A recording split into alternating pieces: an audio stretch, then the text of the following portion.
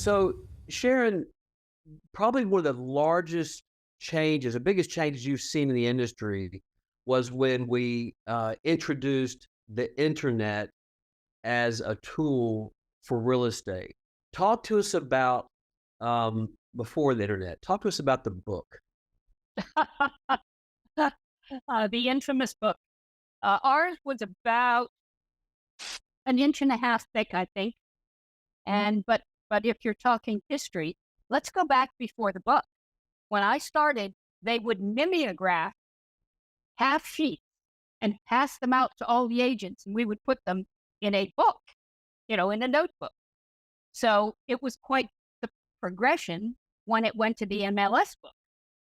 And I kept all of those because I'm a hoarder. So, well, I haven't kept them now, but I mean, at the time, because you never know what you wanted to go back into. I So mean, we it was had just funny when shelves of it. yeah, when we started, again, as Teddy mentioned, I started 25 years ago, and when we started, the internet was in its infancy, particularly where real estate was concerned. And I'm still with the same company, but when we first started, my business partner and I, we go to a sales meeting, and our book was much the way you described it. We would go to the sales meeting, and agents would talk about things they had sold, and when something went pending, you'd hear this, this uniform rip as everybody pulled the sheet out of their book. They throw it down the table, and they pass out a stack of sheets of new listings or pre-punch, 3-hole punch, and we stick them in the book. And so, but it was so funny because after attending, we were new, we wanted to make sure we followed the proper protocol, and then after 3 or 4 sales meetings, I asked my business partner, I said, "Why are we carrying around this big book? We have an internet, we can just log on and look at it." But the agents who were there, like you, were so comfortable with the book, it was almost like a security blanket to have it real and in front of you, because I think a lot of us weren't really sure the internet was gonna stick. Well, Absolutely. talking technology, when my first company was Merrill Lynch, which dates me a bit, and I wanted to fax something.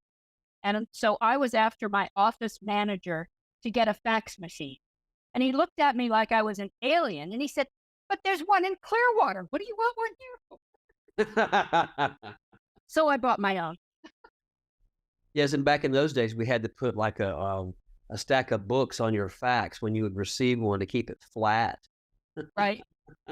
because it would roll up on you. And, that makes me think in both of those instances, something that we take for granted now is the ability to go back and look for something historically, right? When was this last listed? What's the sales history? And we think nothing of it. But if you didn't hold on to those paper scraps that faded, right? The mimeographs and then the thermal heat from the faxes, even if you did keep it, you go back a couple of years later and it's just blank paper, Right. right? Right. So Yeah. just something that we take for granted in that saving perspective. So I remember, Sharon, when I came to work for you, which of course was more than a decade after you started, photos were an interesting thing. You'd take pictures of the listing, you'd get the film developed, right, crossing your fingers that it Right. was going to come out. And then you'd go to the drugstore and you'd have copies made, right? Like 25 copies, 30 copies. And we would stick them, paste them with a glue stick onto the brochure paper. And that was our sophisticated print marketing materials at that time. Even But even worse, Tim, we were also using real photography, and you'd get your photos back, and you look at the photo and go, "Oh man, we left a trash can in the background. right. It was too late." Exactly. It Yeah. was no Photoshop. It was just, Yeah. can we cut that piece of the photo off and stick it Literally. here? Yes. But I remember when we'd have an offer, the both agents would go to the seller's home and you would present it in person. And of course, you'd have to bring, I don't know, at least 6 or 8 copies of everything because the seller would sign and he'd want to keep a copy. You need to take his back to the buyer for them to sign. And it was quite a hassle It looking sure back. was. And the counteroffer process, I think, was also entertaining, for lack of a better word, because if you got into a negotiation that went on for several days, by the time you got to the end of it, you look at your contract, there'd be so many scribble marks on there, and so Yes. many words written in margins. You would hope that an Right. attorney could actually review the final copy and Yeah. know what to do with it in terms of Right. what did it actually, what did it actually mean? Um, Absolutely. so Sharon, I'm just curious. So you've seen it, you've seen the transition from these live in-person presentations and presenting offers where you're meeting face to face with the other broker. How do you think the industry has changed? How's that dynamic different today when we're, digitally signing documents and sending them to our clients and digitally or taking those documents and sending them via email or text messaging to other agents? What's your thoughts on that? Since the seller is the one that's most affected because everybody always descended on the seller. When we went back to the buyer with the counter, we would just be with the buyer. So I think that it helps the current situation helps the relationship between the seller and the seller's agent because you don't have, and I mean, we can all think of, agents we've dealt with in the past that we might not want sitting down with our sellers. So, and I remember the times that, if they were going to talk about it that night, it'd be, well, can you go sit on the dock? Sure.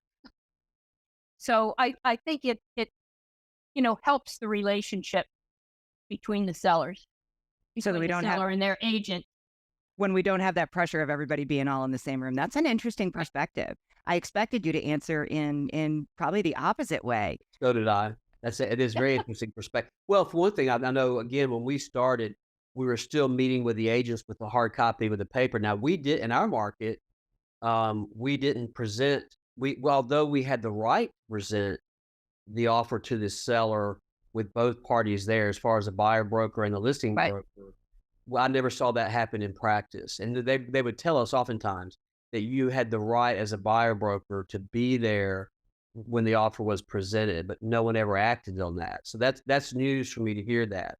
Well, one of the things that I've seen personally I think it's kind of unfortunate. I think particularly with agents who have only experienced the market we're in currently, where everything is done digitally, they've never lived in a world where we met with the other agent face to face and then met with our clients face to face. And even though it's much more efficient now, I think a lot of times having that conversation with the other agent, uh, a lot of times the message was a lot cleaner and the message, the communication was a lot more honest.